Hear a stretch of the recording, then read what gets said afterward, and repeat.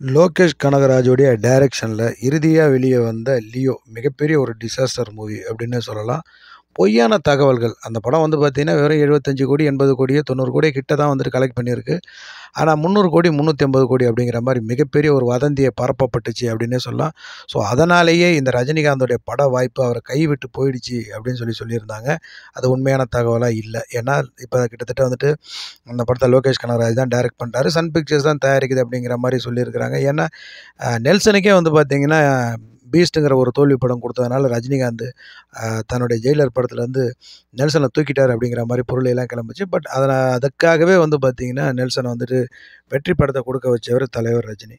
So அந்த வகையில வந்து பார்த்தீங்கன்னா, நெல்சன குடுத்த ஆதரவு மாதிரியே லோகேஷ் கனகராஜுக்கும் வந்து தலைவர் ஆதரவு குடுத்து இந்த படத்த வந்துட்டு இன்னைக்கு ப்ரோமோ ஷூட் போய்க்கிட்டு இருக்கு அப்படிங்கிற மாரி சொல்றாங்க.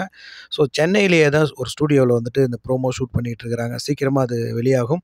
ஸோ இந்த நிலையில வந்து பார்த்தீங்கன்னா, வேட்டையனோட ரிலீஸ் டேட் சொல்லியிருக்கிறாங்க. ஏற்கனவே நான் அப்டேட் பண்ணியிருக்கேன் பார்த்துருப்பீங்கன்னு நெனைக்கிறேன். அக்டோபர் மாதம் படம் தியேட்டருக்குலாம் ரிலீஸ் ஆகுது. இந்த படத்த லைக்கா தயாரிக்குது. இந்த 171 தலைவர் 171 வந்து சன் பிக்சர்ஸ் தயாரிக்கிறாங்க. இதுவும் வந்து பார்த்தீங்கன்னா, ஒரு பேன் இண்டியன் மூவி அப்படிங்கிற மாரி சொல்லியிருக்கிறாங்க. ஸோ இந்த படம் வந்துட்டு இந்த வருஷத்தில வெளியாகுமா? இல்ல அடுத்த வருஷத்தில வெளியாகுமா? அப்படிங்கிறது தெரிய வரல.